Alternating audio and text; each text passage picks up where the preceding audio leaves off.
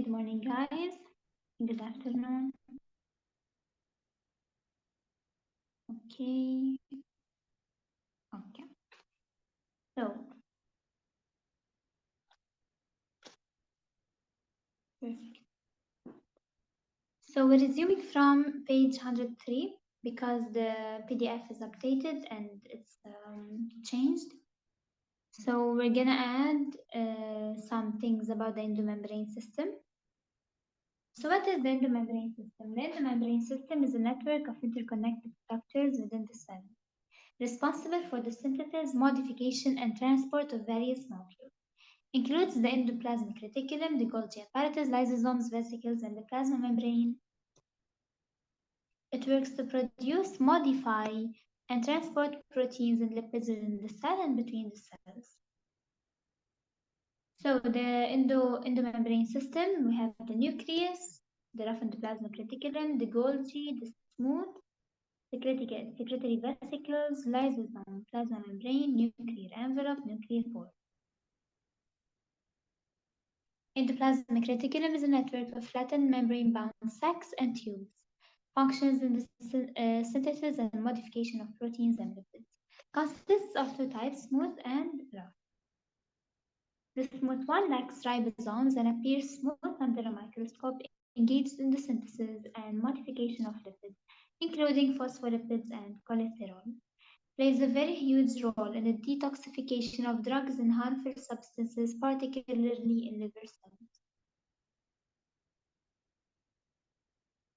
Rough endoplasmic reticulum. It involves in the synthesis of and modification of proteins, studded with ribosomes on its outer surface, and giving it a bumpy appearance under a microscope. Ribosomes synthesize proteins which are then transported into rough endoplasmic reticulum lumen, which is inside this endoplasmic reticulum, for further modification and folding.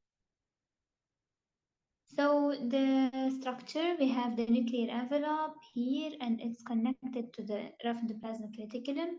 We have the cisterna, which is this membrane, the lumen, which is inside, and the ribosomes, which are here on the membrane. Okay, so here is the smooth, here's the rough.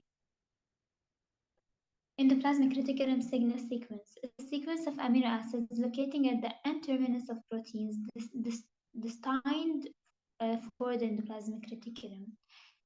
So as I said before, the amino acids are made of two terminus, which is one is the N-terminus, one is the C-terminus, the carboxylic acid part and the amino part. So on the amino part, we have a sequence of amino acids, and this sequence of amino acids of the proteins is meant to be for the endoplasmic reticulum.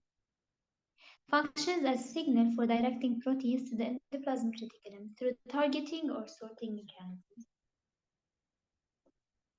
Endoplasmic reticulum signal sequence ensures that the protein is correctly folded and modified within the endoplasmic reticulum before being transported to its final destination. Proper folding and modification are essential for many proteins to function correctly. The signal sequence is composed of hydrophobic amino acids such as leucine, valine, and methionine.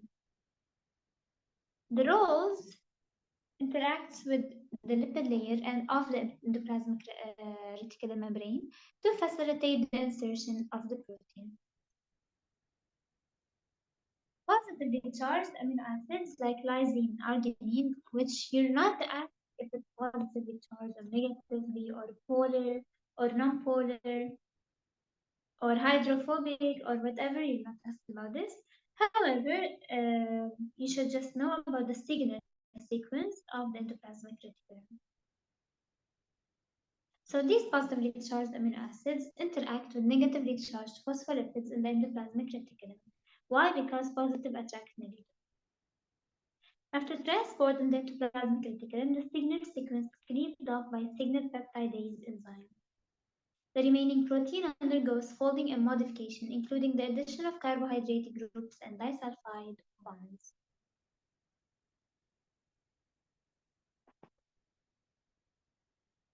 defects in this process can lead to diseases such as cancer and neurodegenerative disorders.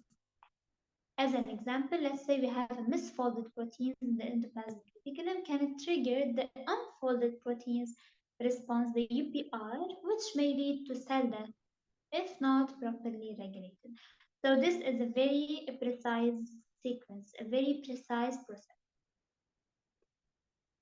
As a summary, a sequence of amino acid located at the start and terminus of proteins destined for the endoplasmic reticulum. The composition, it includes hydrophobic and positively charged amino acids. Its role is to facilitate the transport of proteins into the endoplasmic reticulum for modification and folding. The Golgi apparatus, it's a stack of flattened membrane-bound sacs. Its function is involved in the modification, sorting, and packaging of proteins and lipids. The role of the Golgi is responsible for transporting proteins and lipids from the endoplasmic reticulum to their final destination. The structure is composed of flattened stacks of sacs known as a cisterna, like the endoplasmic reticulum, arranged in a linear fashion. It exhibits the cis and the trans. This is the small side, the trans is the bigger side. Orientation. Vesicle traffic. Vesicles from the endoplasmic reticulum enter at the cis phase and exit at the trans phase after undergoing modification. Vesicles full of proteins. So here the cis, here the trans, here the new vesicles formed, here the old vesicles came from the endoplasmic reticulum on the graph. Here the cisterna, and inside, of course, is the lumen. The processes that happens inside this Golgi apparatus are the glycosylation, phosphorylation, sulfation, and proteolysis. These for memorizing.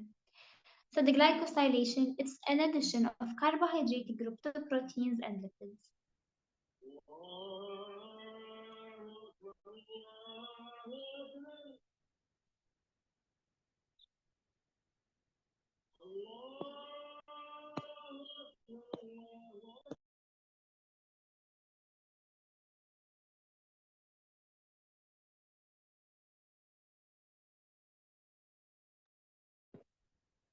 Okay, perfect. You can hear me, guys? Hey, Angela.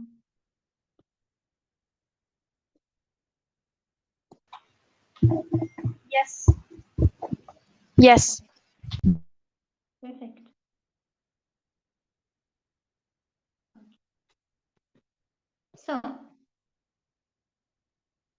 So we were speaking about the glycosylation. Glycosylation is everything which has glyco means carbohydrate. You should memorize it. So addition of carbohydrate groups to proteins and lipids. Phosphorylation, it's addition of phosphate group to proteins and lipids. Sulfation, addition of sulfate group to proteins and lipids. Proteolysis is cleavage or lysis or destruction of proteins into smaller peptides or amino acid, or even the process is here a kind of decomposition reaction. The packaging of the Golgi apparatus. After modification in the Golgi apparatus, proteins and lipids are enclosed in vesicles for transport. Examples, proteins destined for secretion are packaged into vesicles, which then fuse with the plasma membrane by exocytosis to release their contents outside the cell. Okay, this summary study at home. Lysosomes. Lysosomes are formed by the fusion of vesicles produced by the Golgi apparatus with endosomes. Function, essential for maintaining cellular homeostasis by breaking down and recycling cellular waste. Their role is involved in the degradation of various biomolecules, including damaged organelles and micromolecules. They are small structured membrane-bound organelles containing hydrolytic enzymes. Their functions break down various biomolecules, as we said. The role involved, we spoke about this. So the lysosomes, we have the membrane and we have the enzymes which are inside. Here is the 3D structure. Vesicles, they are small structured membrane-bound organelles containing hydrolytic enzymes. They break down various molecules, including proteins, carbohydrates, and lipids, involved in degradation of material taken up by the cell through endocytosis and the degradation of aged or damaged cell organelles. So these are the secretory vesicles, let's say.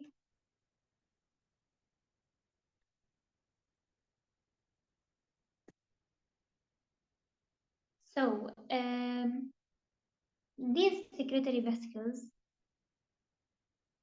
okay, so they transport materials within the cell. They can fuse with the plasma membrane to release contents outside the cell. They are formed by the Golgi apparatus, the rough endoplasmic reticulum, or the plasma membrane. They have different types: secretory vesicles, synaptic vesicles, and others. Synaptic vesicles are the ones on the synapse, the nervous system.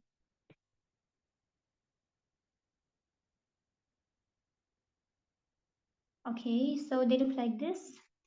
They have a hydrophobic tail, they have hydrophilic head. Everything which is inside is hydrophobic, everything which is outside is hydrophilic. And no,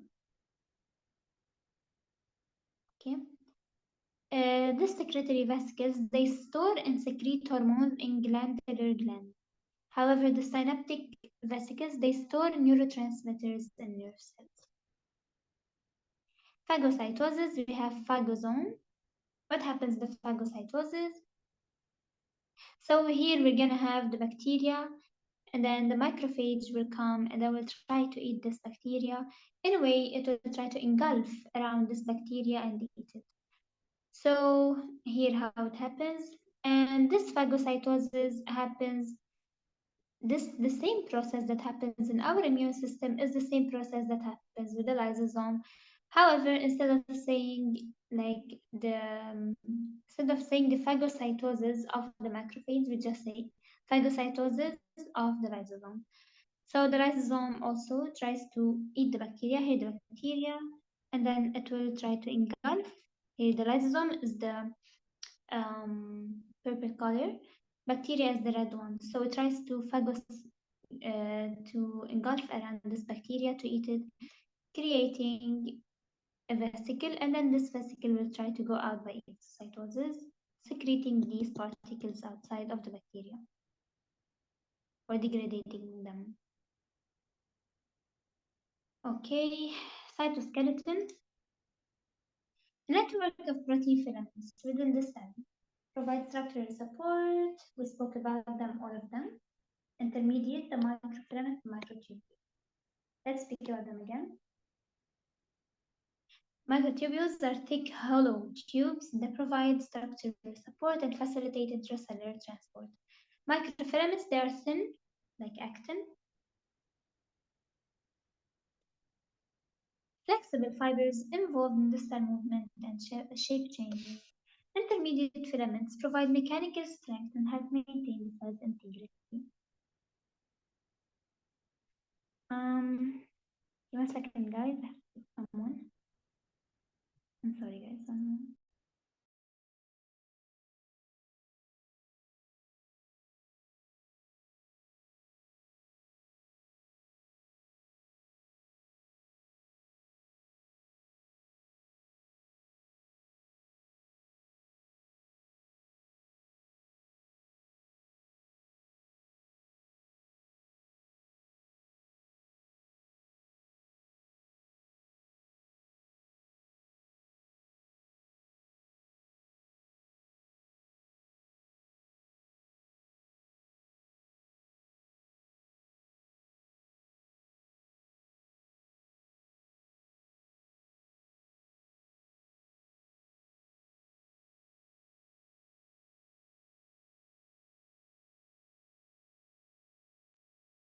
Yes, Angela, they will ask about the definition. I tell you how it comes and I tell you why I'm giving the definition. The definitions, Angela, because the options that will come, not the definition of the Golgi, of course, but might be the role of the lysosome. So they might say, okay, like the destruction, let's say, of liver cells, or the destruction of lipids, or the destruction of, I don't know. So this definition will be so close in the IMAT. So when they are so close like this, you should know the exact definition, the exact words, the exact sentence, and memorize it. So when you go, you already know which sentence to choose from these like complex. Like they try to make them all look similar, you know. So that's why you have to know the definition. Ah, okay. Thank you so much. Perfect. So the cytoskeleton, the actin filaments, as we said, they are microfilaments, which are thin filaments. And you should know that the polymer of actin monomers is this. One moment. Okay. So 7 nanometer in diameter, this polymer.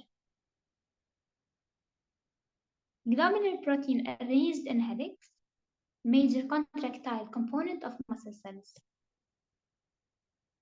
Microtubules, filament of tubular monomers, 25 nanometers in diameter, and play a role in cell structure, organization, mitosis, movement. This is the spindle fiber most likely. Intermediate filaments, they are 8 to 12 nanometers in diameter.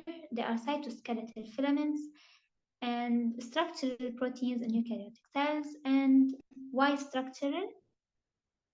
Because most likely these are the keratin filaments, which gives the structure of the hair, the structure of the all the filaments which give structure, which give the how we say the compact of the element in our body or of the organ, the cell. Microtubules description. They are long thin tube-like. Okay, this we said. These are the functions. Maintain cell shape, enable movement of organs within the cell, play a crucial role in cell division by forming the mitotic spindle, and provide stable framework for long cellular extensions such as axons and dendrites in the neuron. Microtubule, so they are made up of tubulin heterodimer, the alpha tubulin and the beta tubulin, and the protofilament. These are the ones that make. The beta are these which are in blue color, and the alpha are these in the green color. And there are 12 protofilaments make up the microtubule.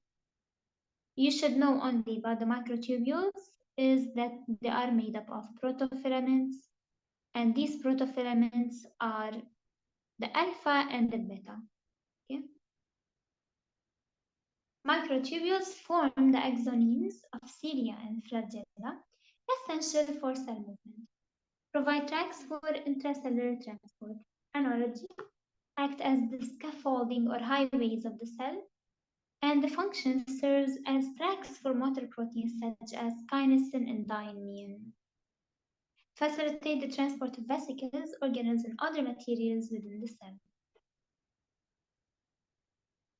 The direction of kinesin moves toward the plus end of the microtubule. Transport cargo within cells. The examples like synaptic vesicles in nerve cells. Like the ones that transport these synaptic vesicles which contain the neurotransmitters in the synapse. However, the dynein, the direction moves towards the minus end of the microtubule. It transports cargo towards the cell center of the microtubule, organizing center, MTOC. Example, it facilitates the movement of chromosomes during cell division.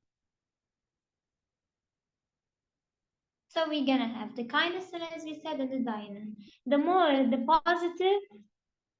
positive end of this beta tubule, the more it attracts the kinesin to be going in there.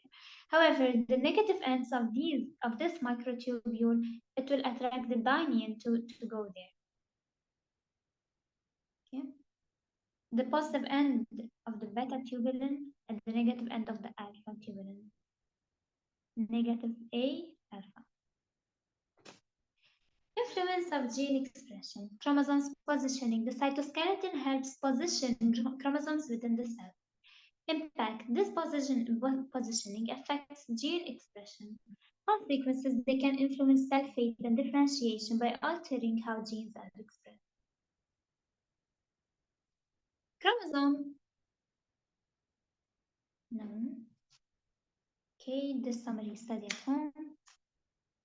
Cilia and flagella. Here is a bullet point summary. Okay. Function. Cilia and flagella are essential for movement, sensing, and signaling both prokaryotic and eukaryotic cells.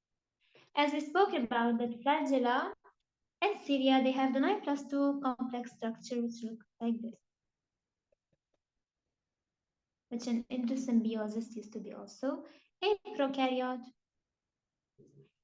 So they help in the movement of the cell. Composition and movement, both structures are made up of microtubules. Movement is driven by motor proteins, specifically kinesin and dynein. How does motor proteins look like? Motor proteins look like this.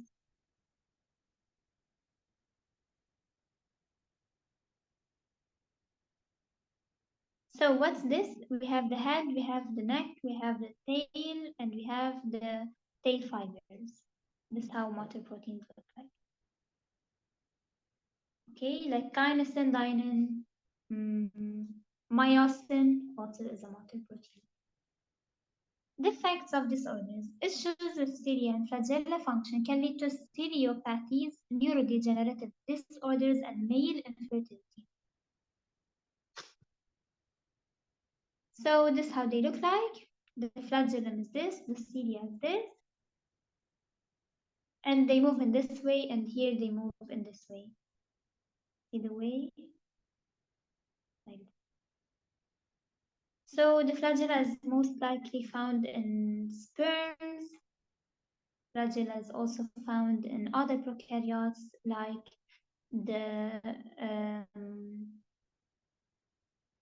HIV, and the cilia is most found and also in viruses and prokaryotes, and also allowing this body to move.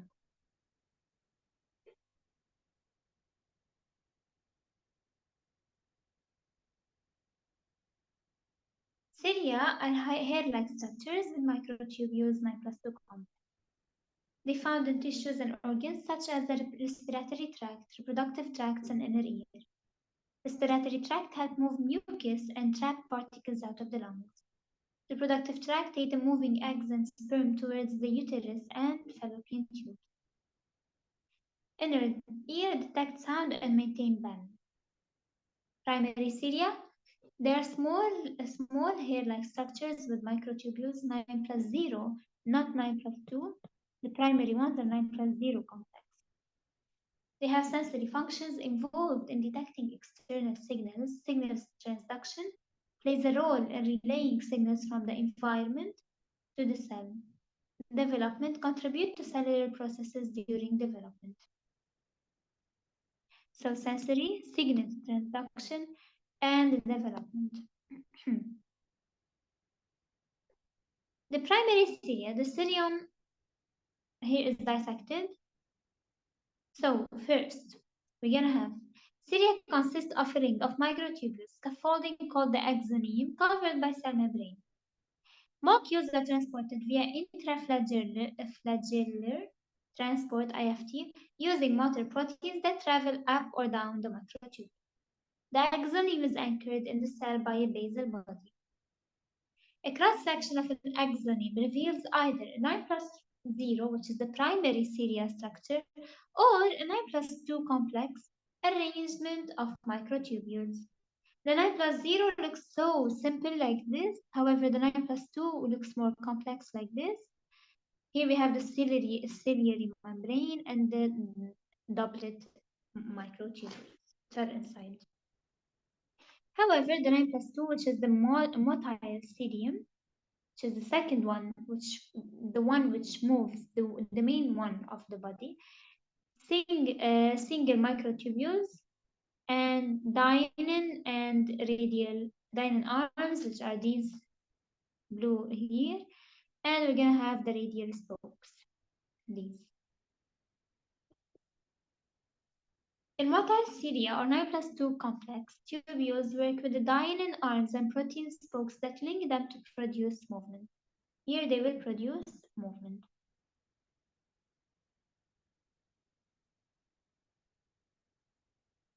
The flagellum, composed of a single long filament of flagellum anchored to the cell membrane. Powered by a motor protein, the flagellar motor uses ATP to rotate the filament. Found the primary example found on the head of sperm, assisting in propulsion towards the egg. Here's the sperm, here the acrosome, here the mitochondria, and then here is the flagellum. Not only one mitochondria, so much mitochondria here. Summary you study at home. MTOC. The MTOC is a structured eukaryotic cell responsible for organizing and maintaining microtubules, typically found near the center of the cell. It's composed of a group of proteins called the centrosome, organizes microtubules, and is involved in cell division and maintaining cell shape. Okay. The centrosome consists of two centrioles, one centriole, both together centrosome. Each centriole is formed by 9 triplets of microtubules arranged in a circular pattern.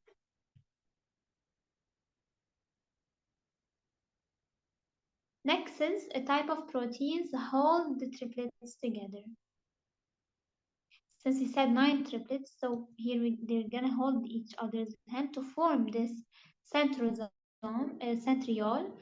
So the nexons are the ones that hold these together.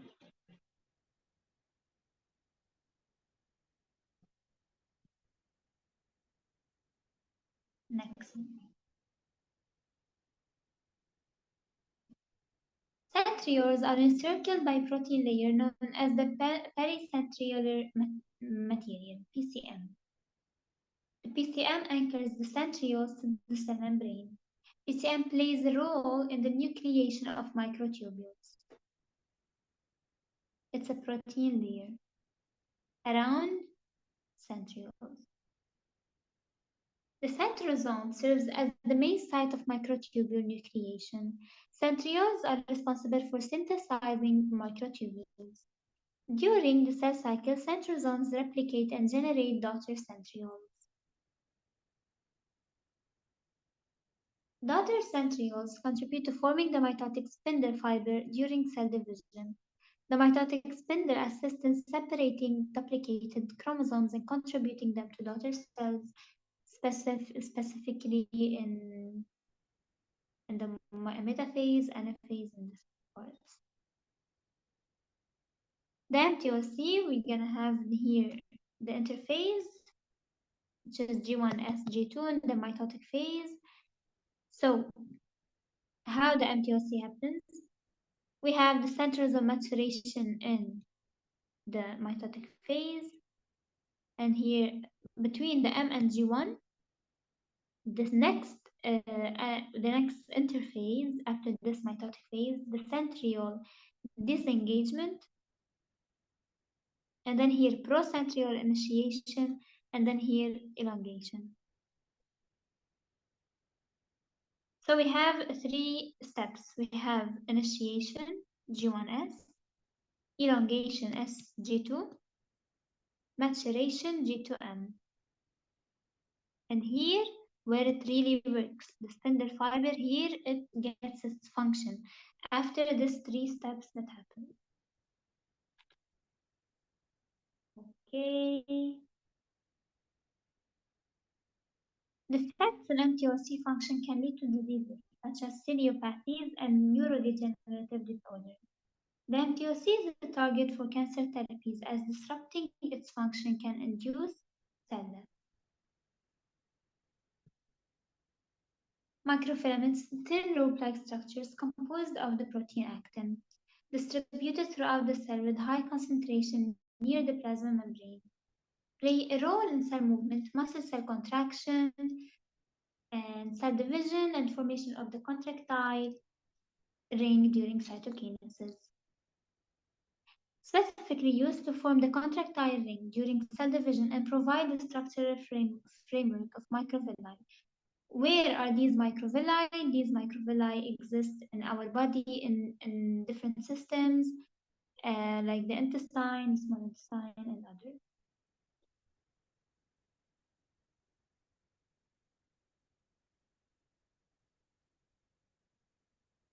So we have the negative end, the positive end. Okay.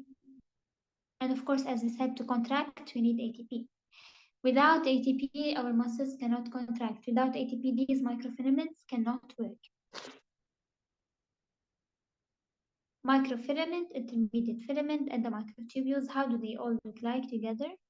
Microfilaments here around, which is this pink part. Intermediate filaments here, and the microtubules inside. As we said, we have the alpha and the beta. Microfilaments actin consist of a chain of actin monomers arranged in a helical structure. Cells contain two main types of actin. We have the F-actin and the G-actin, the filamentous actin and the globular actin. The structural actin, the one that helps in the structure, the globular, the one which helps in the function.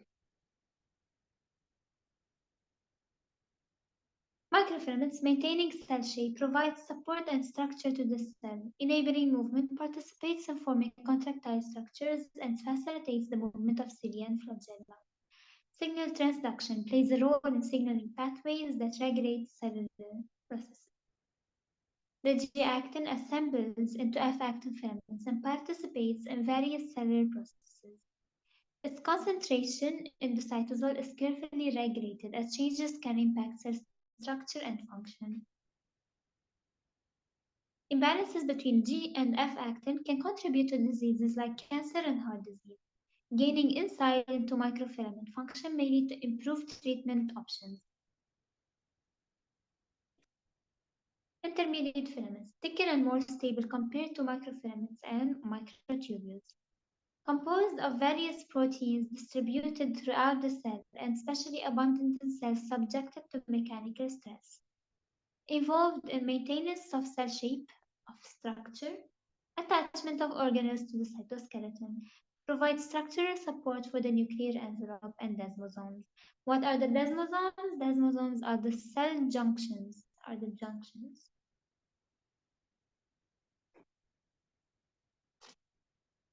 composed of a family of proteins with diverse composition and structure depending on cell type and tissue, organized into bundles, networks, and sheets. Present in various cell types like epithelial cells, muscle cells, nerve cells. These intermediate filaments look like this. Monomer, dimer, tetramer, and then we're gonna go into 8 tetramers together, making this intermediate filament.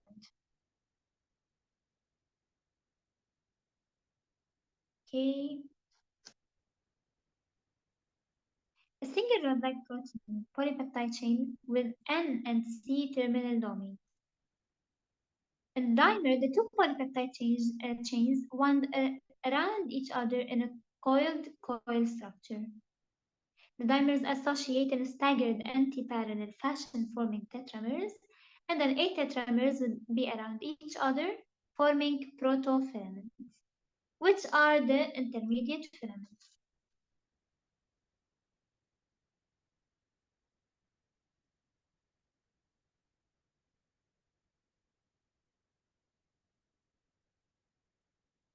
Okay.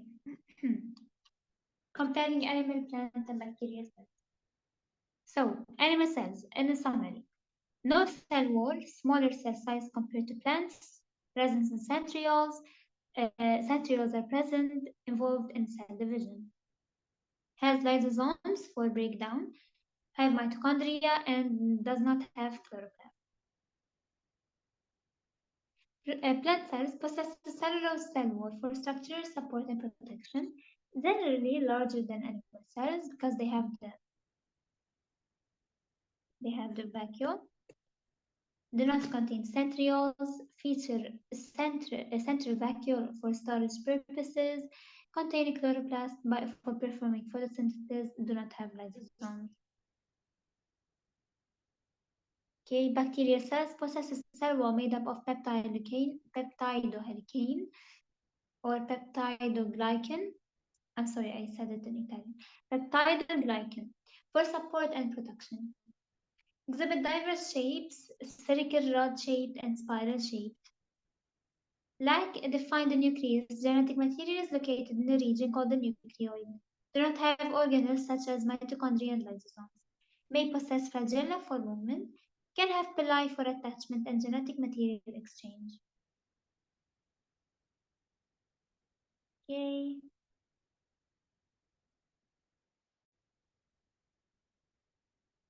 Perfect.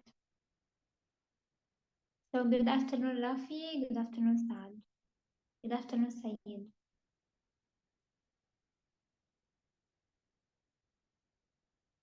Okay, now.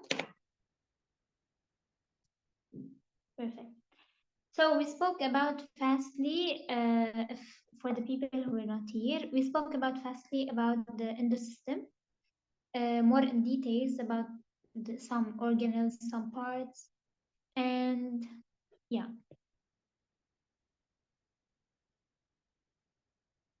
Good afternoon. Okay. So now let's take some minutes break. Stay in the Zoom because I must start so soon. And after this, we will study some chemistry. And we will see, Yani, with the notes, we will see what will happen. We might add some biology more, but I guess I will be teaching more like glycolysis, gluconeogenesis, these things. Okay. So just give me 5 minutes to drink water and then I will come.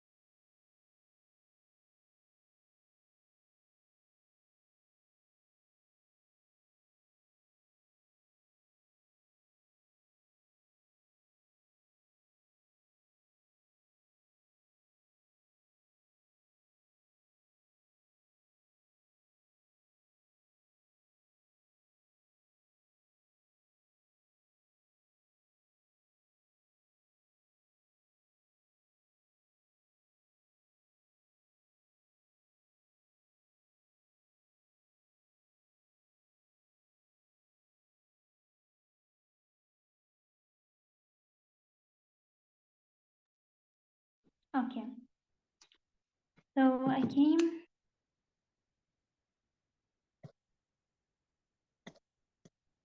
Okay. So now we're gonna speak about the sigma bonds and the pi bonds. So sigma bonds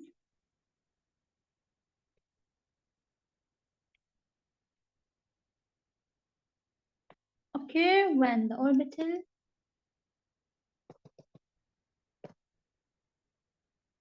of two shared electrons overlap head to head.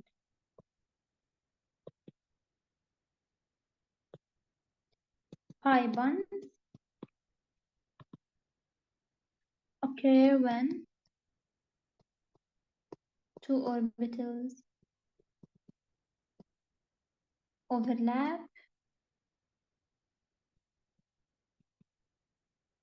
when they are parallel.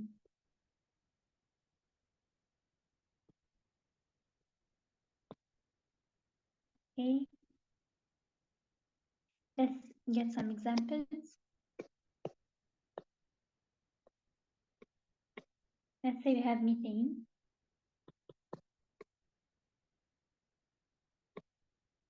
One moment. Okay. CH4.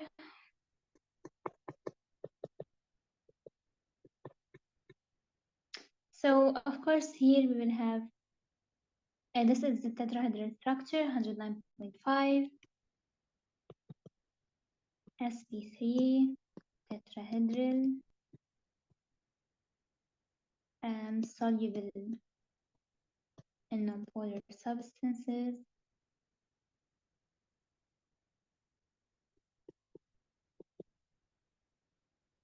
and nonpolar. So this this structure that you have here has four bonds, and these bonds which are here are called the sigma bonds.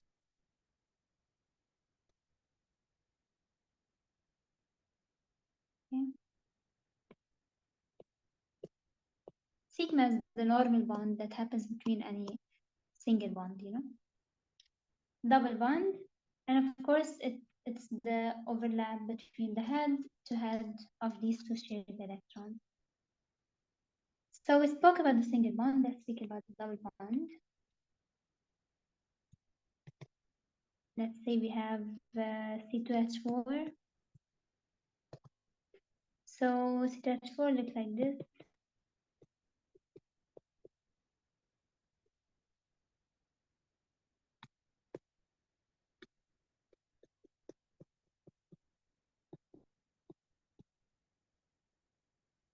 Okay, so this is so here we have the first bond is sigma, the second bond is pi, because here it looks this bond is parallel to this bond. These are pi bonds. However, the bonds which are here head to head are called the sigma bonds. Okay, here we have a trigonal planar structure. We have an sp2 configuration.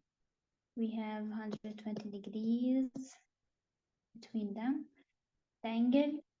And you should put in mind that usually all the compounds that have a single bond are sp3 hybridized. Double bond are sp2 trigonal planar hybridized. And triple bond are sp linear hybridized.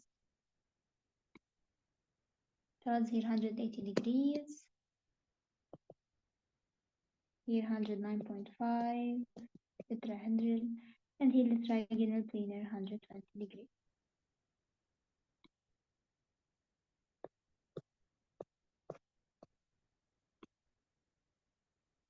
Okay.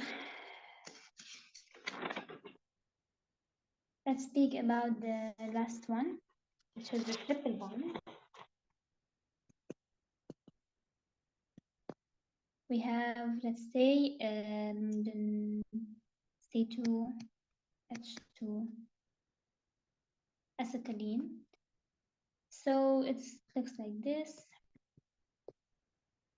We have H. Okay, so here of course we have 1 sigma and 2 pi. This is the sigma head to head, and here is 1 pi, and here is 1 pi. So we have 2 pi, 1 sigma. And of course it's 180 degrees, it's linear, and that's all. Now another question says describe the types of hybridization in the orbitals of carbon and illustrate examples. So the hybridization of carbon are only 3.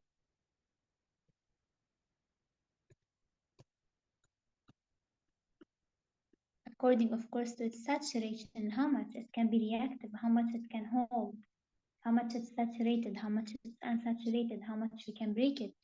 So we have sp3, sp2, and sp. Here we have the alkane, here the alkene, and here the alkyne. Okay. Let's take another example. Let's take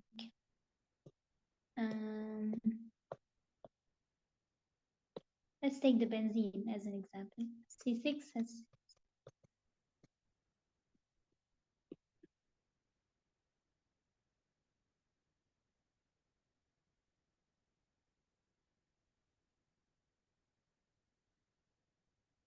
no wait. Wait guys, let me try to draw it a smaller shape.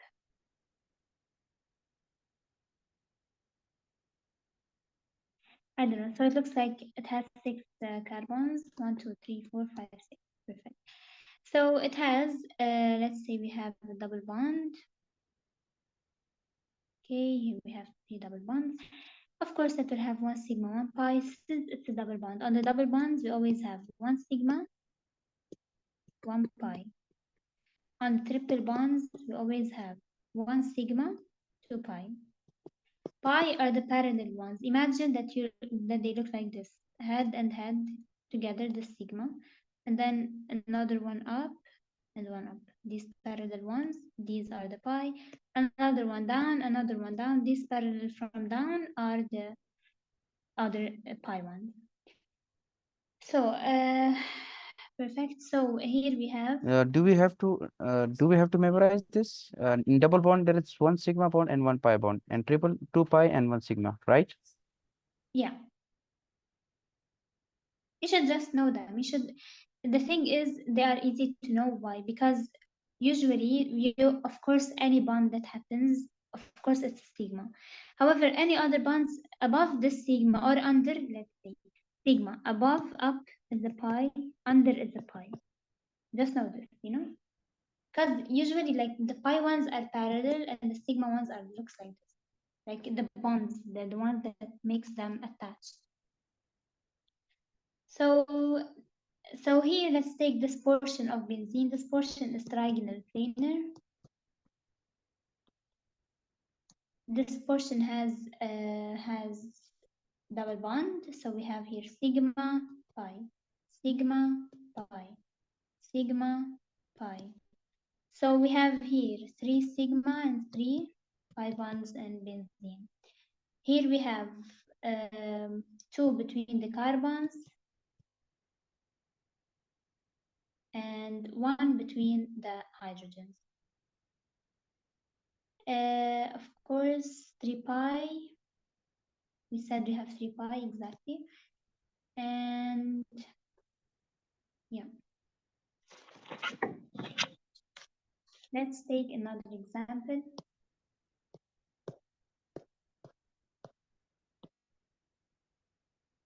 Let's say we have dimethyl ketone, C3, C3, S6O. Okay. So it's one of the like the simplest ketone that we have. Let me make it better. So it looks like this.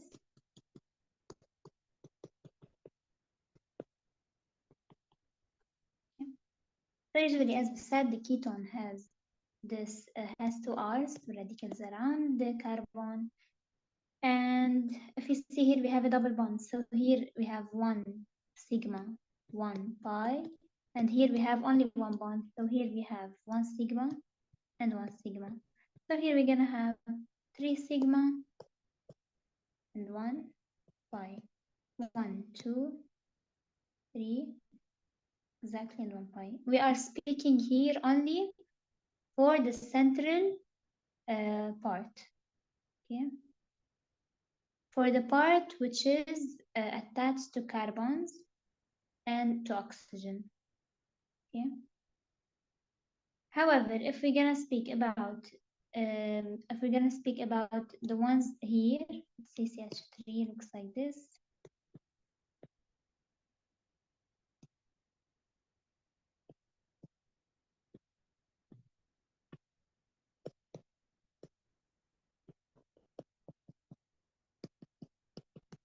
Here, of course, we're gonna have one sigma, one sigma, one sigma, one sigma, one sigma, one sigma, and here also a sigma. Okay.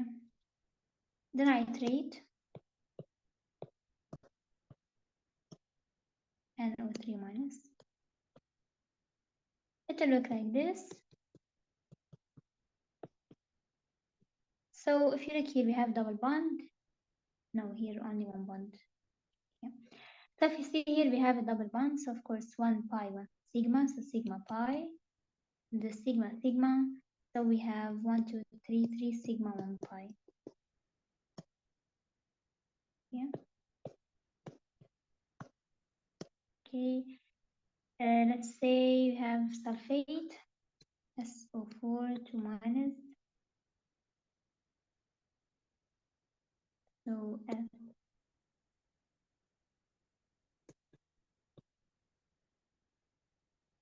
have double bond. Okay. So so it will have 4 sigma, 1, 2, 3, 4, and it will have, no, here we have a double bond. Okay. So 4 sigma and 1, 2, 3, 4 sigma and 2 pi. This is a tetrahedral shape.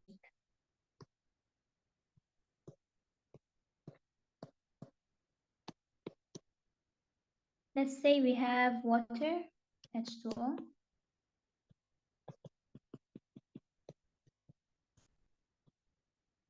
So water is a bent shape, and water has 2 sigma and 2 pi. Sigma, sigma, pi, pi.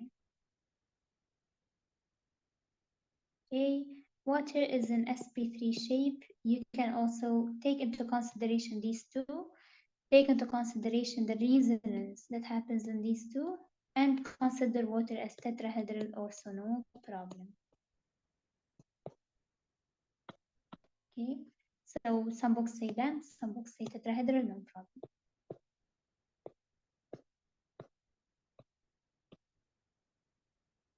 Okay, hydrogen Ma'am, halides. I have one question. Yeah. How to know that oxygen is forming two bonds here and single bond here, like and SO2? SO2 oxygen form double bond with sulfur, but in SO4 minus 2, it form double bond and single bond. Like you mean how do I know how to draw the structure of the thing?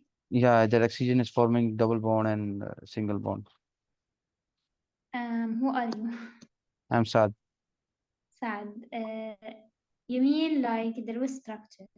Let me explain. Let's say we have SO4 2 minus. Okay. First you put the only one, which is the less element, which is S sulfur. Put in the middle, you put oxygen, oxygen, oxygen, oxygen. Oxygen and sulfur come from the same group. So each one of them has 6 valence electrons. So 1, 2, 3, 4, 5, 6. 1, 2, 3, 4, 5, 6. 1, 2, 3, 4, 5, 6. 1, 2, 3, 4, 5, 6. 1, 2, 3, 4, 5, 6. So here, of course, this will bond to here, this will bond to here, this will bond to here, this will bond to here. Okay. Here we will have these will make a bond, and these will make one. These will make one, and they will end up like this. So here we will have this one unbonded, this one unbonded, this one unbonded, and another one, this one unbonded, this one unbonded, this one unbonded. If you look here, you see, okay, like this is not unbonded, this is not bonded, so we bond them together, and now we have a double bond. This is not bonded, this is not bonded, we bond them together, now we have a double bond. This is not bonded, we have one electron gained, we add it for here. And then this is not bonded, we have another electron gain because we have 2 minus, means 2 gained electrons, we add it here. This is the Lewis structure. According to this Lewis structure, the moment you see double bonds means one of them is sigma, one of them is pi. One of them is sigma, one of them is pi. Here, of course, it's a single bond, so sigma, and here sigma, so it will be 4 sigma 2 pi. Is it clear, or you meant another thing? Perfect.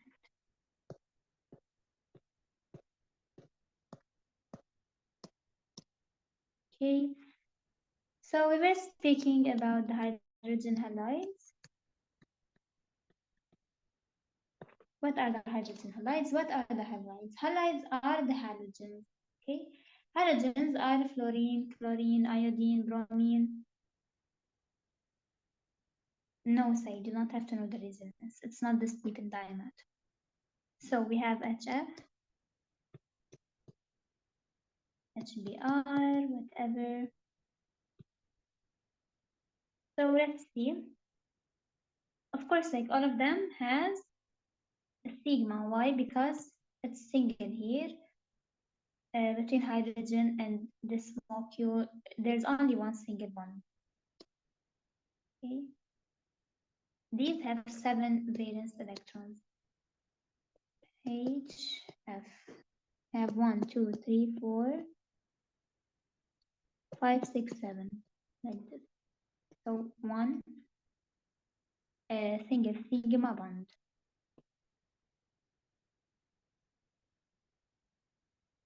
Okay.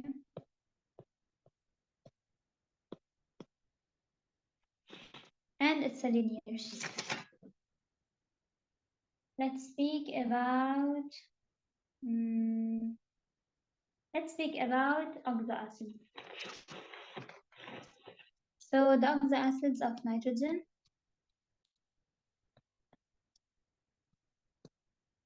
which are the hyponitrous acid, which are the nitrous acid, the nitric acid, whatever. Let's speak about the hyponitrous acid, which is H2NNO2. Let's try to draw it. So we put 1N, 1N, and they will form an OH here, OH here. They will look like this. So of course they will have a double bond here. One of them will be sigma, one of them will be pi, and this structure is a linear structure. No, wait. We have 1N, we have 1N here. Yeah, we have a double bond, so we have here a trigonal planar between them since it's a double bond. However, if you want to take into consideration this resonance, you might take it as a tetrahedral. It's the same, or a band shape. So you can take it as a trigonal planar structure. Okay. So, however, the oxoacids of phosphorus,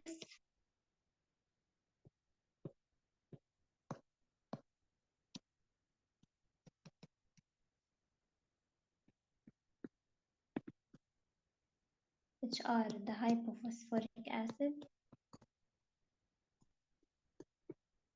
which are the metaphosphoric acid,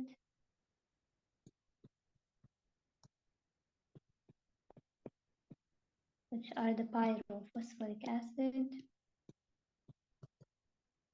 and the hypophosphorus acid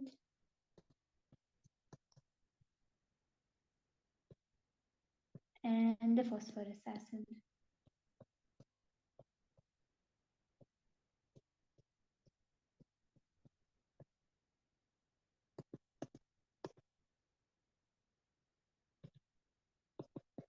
Okay, so the hypophosphoric acid is H4P2O6. This for memorizing. Metaphosphoric acid HPO2.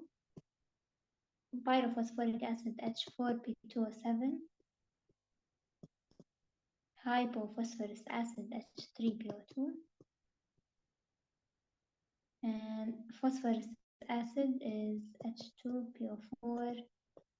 And now let's try to draw this one.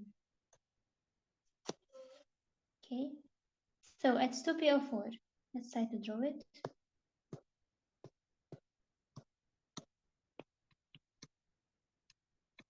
Choose the phosphorus acid. So we put first two phosphate here. Okay, phosphate is in the same group with the nitrogen. This means that has 5 valence electrons. No, 1, 2. Okay, and what else? We have the oxygen here has 6. So 1, 2, 3, 4, 5, 6. And here the same. And we have 4 oxygens. So since we have 2 hydrogens, means that we have 2 OH, 2 hydroxyl groups, because they have to be divided with the oxygen. So this will bond to an OH, this will bond to an OH, this will bond to an OH, this will bond to an OH. H2, this not PO4 to be honest. This H2PO. So it's, no, it's not this one. Okay. 1, 2, 3, 4 for hydrogen. P2. Okay. 1, 2, 3, 4, 5, 6, or 6. Yes, so H4, P2, or 6. Okay. Let's. This is the hypophosphoric acid.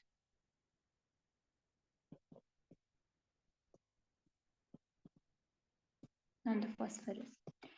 Okay, so here we have a single bond. Here, of course, we have one here is single, one here is single. We still have one here and one here a double. One here and one here, we have a double. Okay. If you want to see here, of course, if you want to take this part, okay, to be trigonal planar because we have a double bond. However, if you want to take all of this part, it will be a tetrahedral. If you want to take all of this part, it will be the tetrahedral. Yeah. Perfect. Now, let's speak about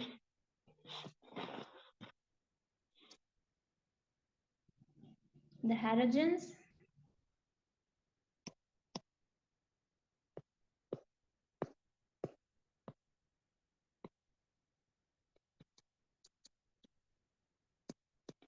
So let's say we have Br2. Br is from the 70 group. This means if 17 group. If you have 1, 2, first and second group, and then you will have at the end 6, 15, no, 14, 15, 16, 17, 18. Here we have 1 valence, here we have 2 valence. Even in the oxidation state, you will have to use this method. Here you will have 4 valence, here you will have 5 valence, here you have 6 valence, here 7 valence, here 8 valence. Here no, we don't have no more valence. It's fully reactive. It's completely unreactive. It's completely full or already filled all. It's octet. Does not have valence. So anyways, or you can say 8 valence just because it filled its octet, but like it does not have valence to hold anymore, to hold any other electron. So we were speaking about the Br, the halogens. So we have Br2. Br has 7.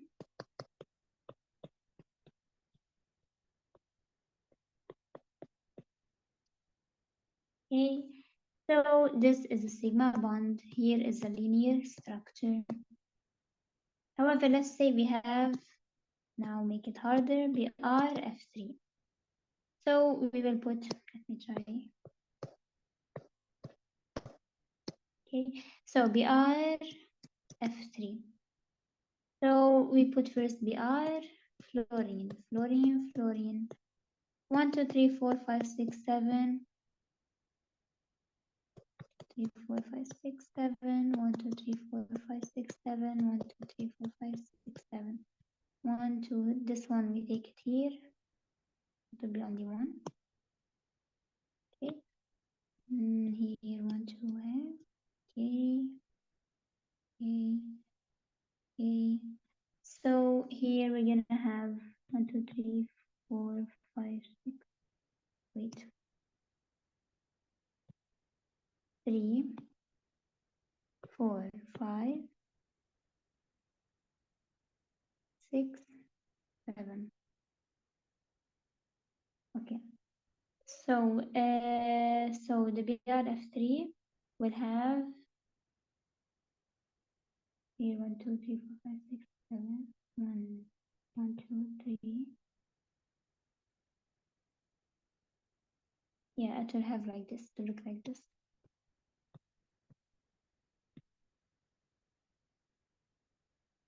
Okay. It will have a resonance here. It will have a resonance here. This structure is sp3d. sp3d means trigonal bipyramidal. Okay, let's say we have Cl2, chlorine, chlorine. This is sp. This is linear structure. sp. Let's say we have carbon dioxide.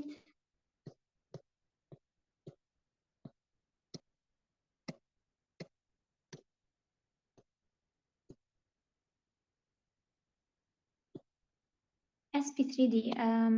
Said, I will give you a summary now at the end of the session. Don't worry. I will tell you how you have to memorize them. Okay.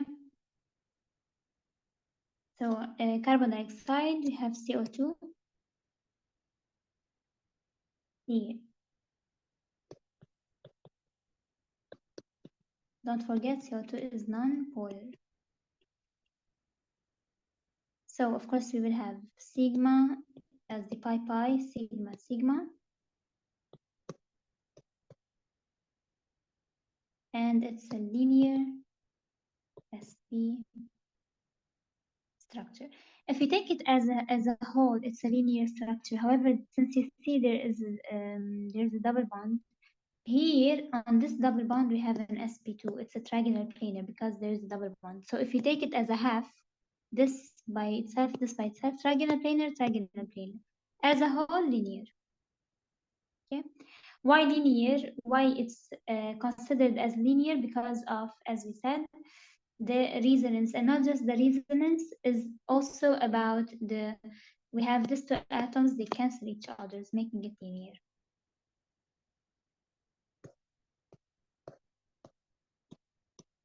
Let's say we have sulfur dioxide, SO2. Okay, let's see. So sulfur has 6.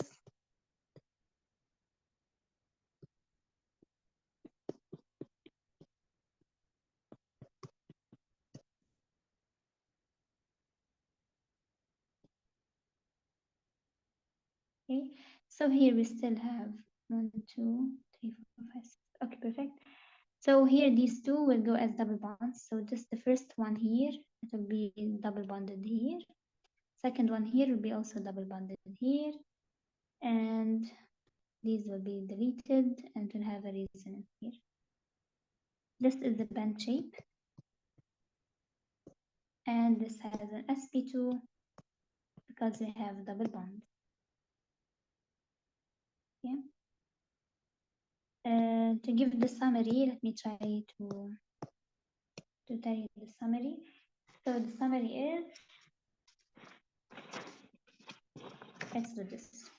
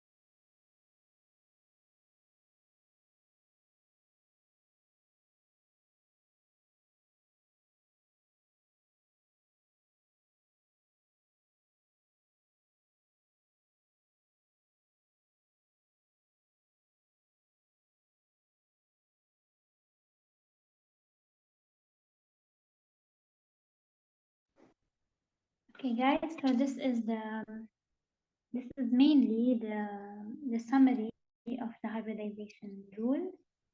I tell you something. You have to memorize it. However, I will write it in a better way, of course, and I will send it to the group after the session. Now I have to write it just because I want to explain it, and I don't really have the paper, you know. So the hybridization, when we see sp around the central atom, we have two electron groups. So when the bonded pairs are 2 or 1, and we don't have no lone pairs, always it's linear, and always it's the bond angle is 180 degrees. And here we'll go for the alkynes.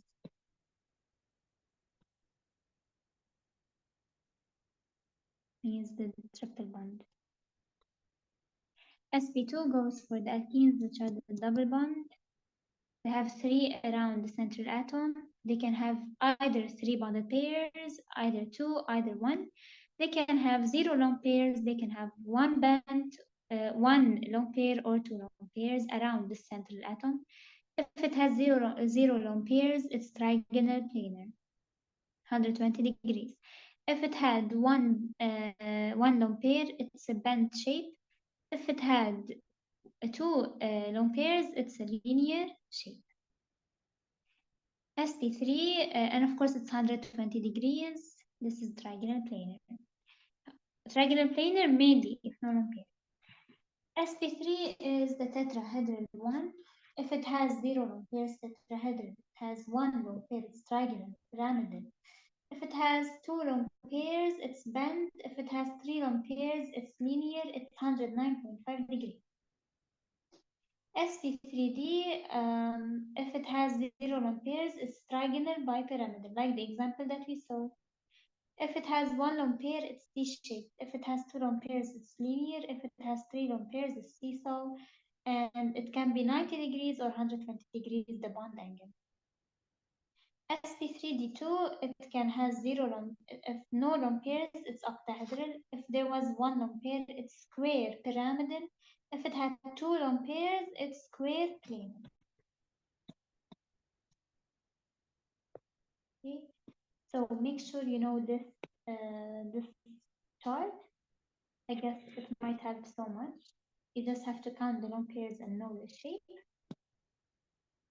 And then I want to draw another chart which summarizes the quantum numbers that we studied. So this is the first chart. I will draw another chart. I will send it on the group, both of them after the session, so don't worry about it. So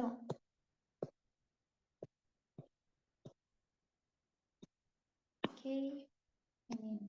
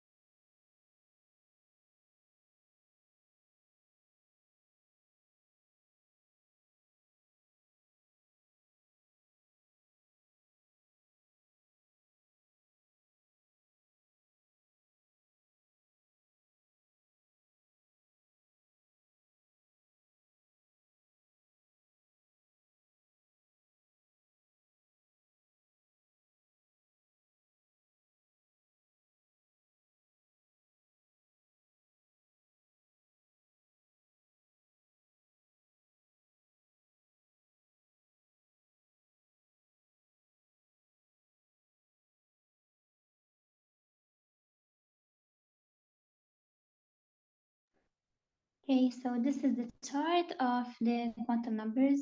When we have the first quantum number, which, as we said, which shows the energy and the dimensions of the orbitals, it's the principal quantum number, which is n. When it is 1, L is 0, M is 0, M is the orientation, L is the shape or the form of the orbital is 1s.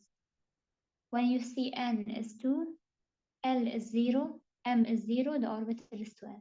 When you see n is 2, L is 1, M is minus 1 or 0 or 1, the orbital is 2p. When you see, they might they might draw it, they might tell you we have a quantum number which is like this.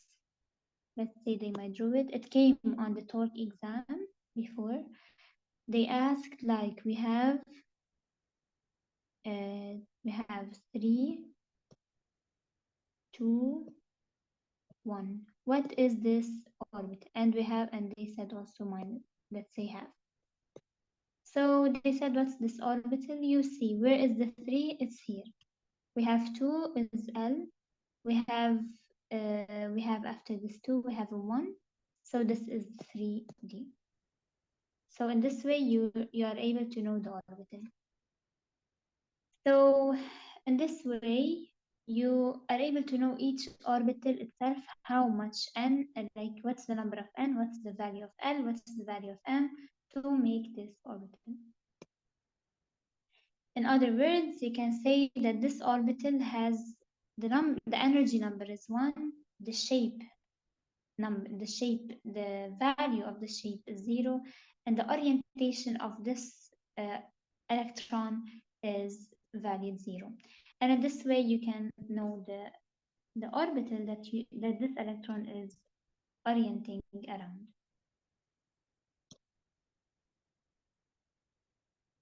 Okay, so for this chart we're done, and the other chart we're done. Perfect. Okay. Now,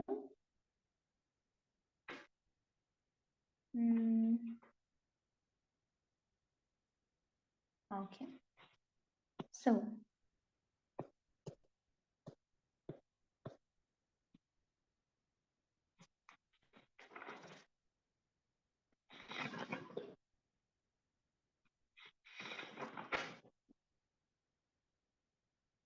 let me write again. Sigma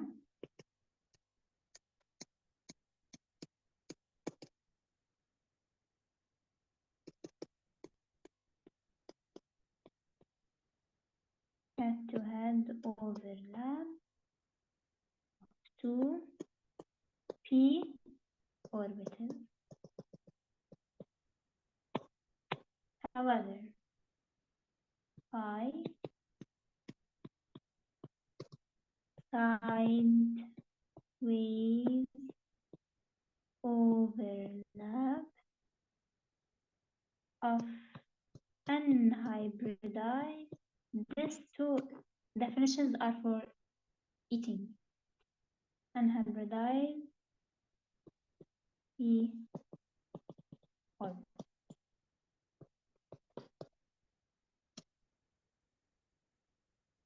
Okay.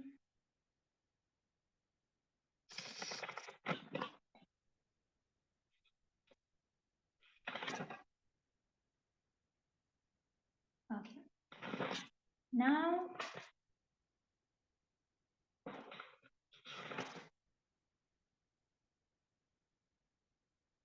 yeah. Okay. So,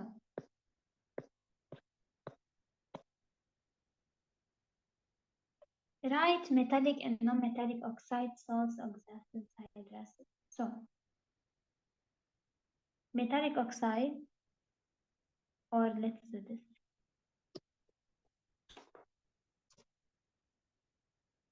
One moment. I will draw another chart now.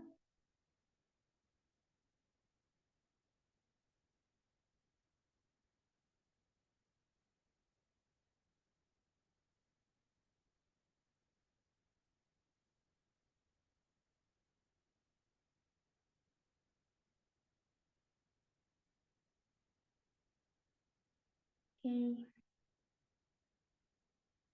Let me just make sure where is it.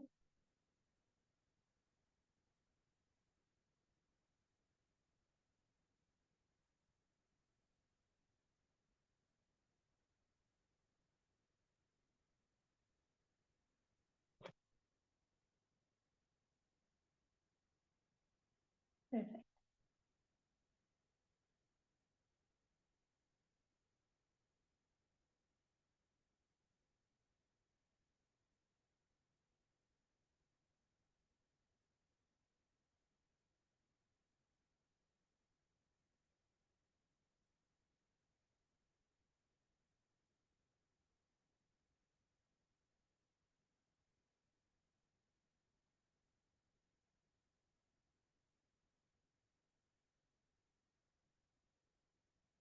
So, number one, we have the element. It can be a metal or a non-metal. If we add oxygen on the metal and oxygen on the non-metal, we will end up with a basic oxide. And here we will end up in an acidic oxide.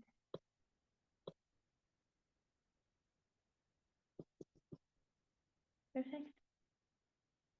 Now, metallic oxides are basic oxides such as CaO, okay, CbO2, FeO, Fe2O3, K2O. All of these are basic oxides. Of course, we have some exceptions. I will speak about them. However, the acidic oxides are the non-metals like the CO2, like the P2O5, like the NO2, like the SO2. These all are acidic oxides. Guys, when you see a non-metal, when they give you a compound and then you see a non-metal in the compound, immediately it's acidic. The moment you see a base in a compound, the moment you see a metal in a compound, this compound is base. We have some exceptions. These exceptions for memorizing are the neutral oxides. This for memorizing. Others are not, because others you just know if it's metal or non-metal, you decide. However, neutral and amphoteric oxides are important to memorize. So neutral oxides are N2O, RNO, and carbon monoxide. However, the amphoteric oxides are Al2O3, S2O, CbO, and ZNO. Guys, normally another thing, acidic oxides are normally called anhydrides.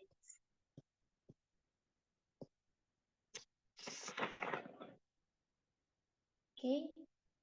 Acidic oxides, we said they are nonmetals.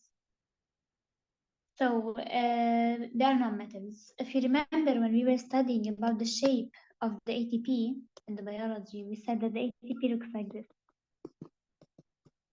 3-phosphate, right? So here we have a P and we have an O. Okay, so we have here an anhydride. Why? Because P phosphor is a nonmetal, and we have an oxygen here, an oxide.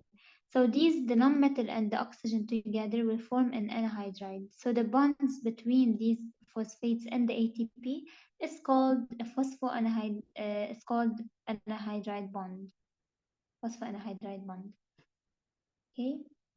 So from where the name of anhydride come, it came from the acid oxide, which is the P and O. However, the N2O, NO, and CO are neutral.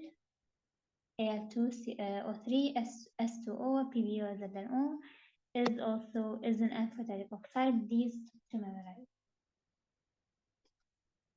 Perfect. Okay.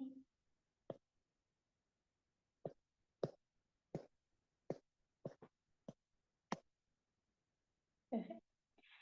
So now we will study about the salts.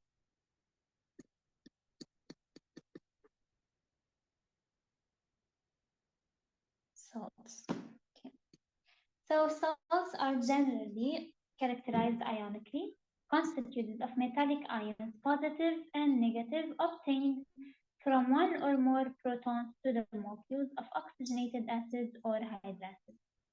They are generally given substituting one or more atoms of hydrogen of the oxo acids or hydracids with atoms of metallic elements. What are the kind of salts that we should know? HCl, sodium chloride, NaCl. So FeCl2, FeCl3. So the names are hydrogen chloride, sodium chloride, iron dichloride, and here we have iron 3, or let's write it a Roman number, chloride. Okay, so normally you should know about the salts that if the acid, and the names I mean, ends with, let's say, hypochlorous acid, its salt must end in ite. However, if the acid ends with the ic, hypochloric acid, let's say, the salt must end with an 8. Okay. Okay. Let's say we have, let me give an example. If we have nitric acid, its salt is nitrate. However, if we have nitrous acid, its salt is nitrite. Is 8. Okay. So if you heard me speaking so much about oxo acids and hydracids, now we will speak about what are these two, the oxo acids and the hydracids. So oxo acids or oxygenated acids. Okay, so they are mainly hydrogen and oxygen together with a compound of. And generally, they are nonmetals. So oxo acids are generally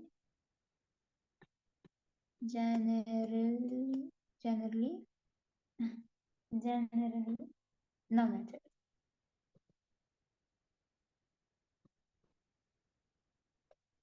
So the oxo acids are H2SO3, H2SO4, HClO, HClO2, HClO5. You're not asked to memorize, you just asked to memorize the name of this one, the name of this one, the name of this one, the name of this one. I don't know, I think you have to memorize everything. H2SO3 is sulfurous acid. H2SO4 is sulfuric acid. Sulfurous is sulfuric acid. HClO is hypochlorous acid. Okay, let's try to do this. So, hypochlorous acid, HClO, hypochlorous acid, and then HClO2. Okay, this one is chlorous acid. HClO5 is chloric acid. This means the name of the salt of this chloric acid will be ending with an 8. However, this one, the salt will end with an 8. HClO4 is a perfluoric acid.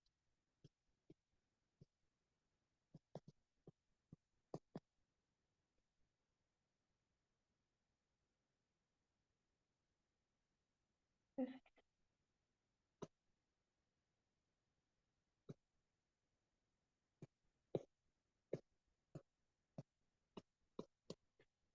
Okay, the hydracids. We spoke about the oxyacids, now the hydracids.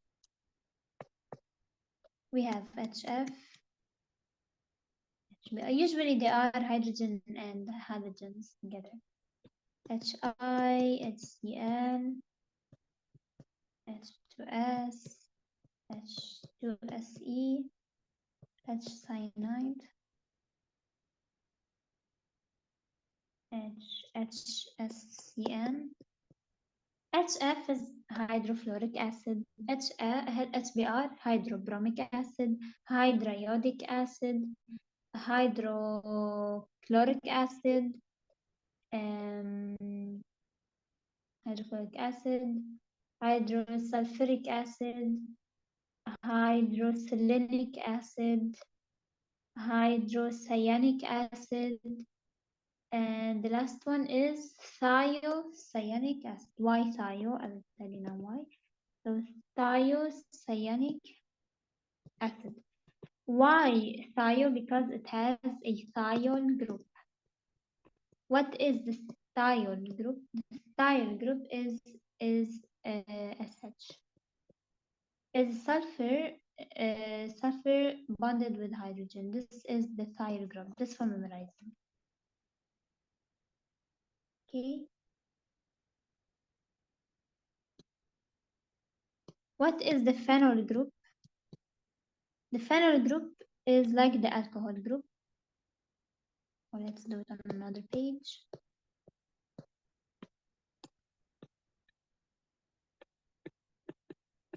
It's the same as the alcohol group. However, the phenol group, it's a carbon bonded to a double bond. However, and the alcohol group is the carbon bonded to a single bond. Let's say we have a benzene. Let's say we have, I don't know. Okay. This is an alcohol. Look, it's bonded to a single bond, carbon. However, let's say we have a benzene molecule, C6H6. Okay, and here we have OH. This is a phenol group. This OH is a phenol. It's no more alcohol. Why? Because it's bonded to a double bond. This is the phenol. The carbon is double bonded. Is no more single bonded. Okay, and the thiol looks like SH, sulfohydric functional group. And we have the amine is NH2, and the amide is the same. However, this N is bonded to a C. This C has a double bonded oxygen, and we have an H. Okay.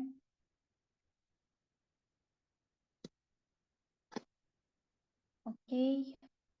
So here.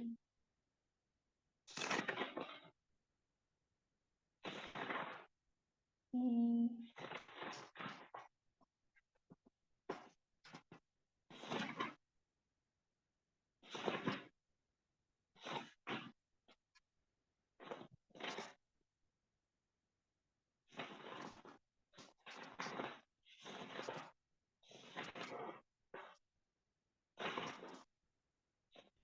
Perfect.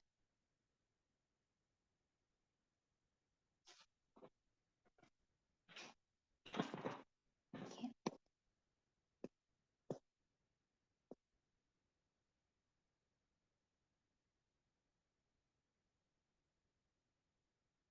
Okay. Now what time is it? 6:51. Today we will finish at 9, guys, not at 7. So take this 10 minutes break until 7, and then we're gonna start again with another 2 hours, 7 to 9. Okay?